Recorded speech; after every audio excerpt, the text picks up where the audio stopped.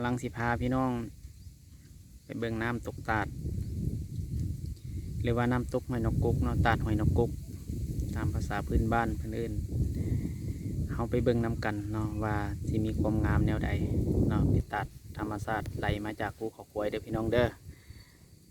เป็นแนวใดไปเบิ่งไปชมน้ำกันเนาะ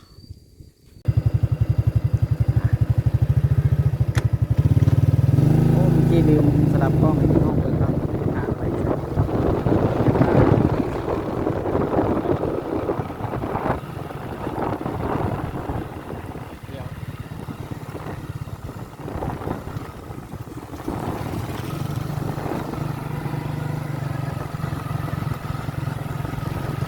แม่ผิดบ่พี่น้องแม่เห็นอยู่ทัดภูเขาควายบ่เมื่อนี้อากาศบ่จากบ้านไหนเนาะเป็นมัวป้าบ่อยากเห็นมาไหนเนาะพี่น้องเนาะไปเลยเห็นวิวภูเขาควายบ่อยากกาศ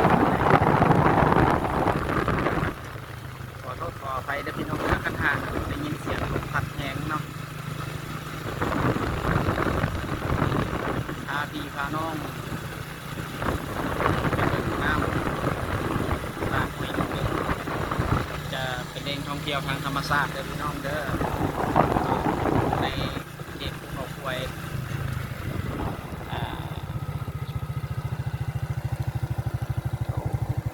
ควายเป็นหลายเด้อพี่น้อง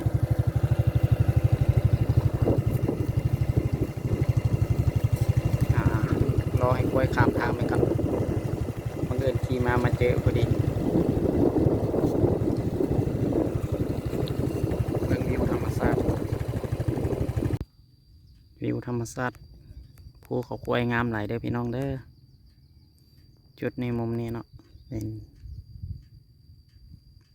เป็นวิวที่งามอีหลีงามหลายให้พี่น้องเบิ่งพี่น้องสมซ่าเนาะเบิ่งไปนำกันเลย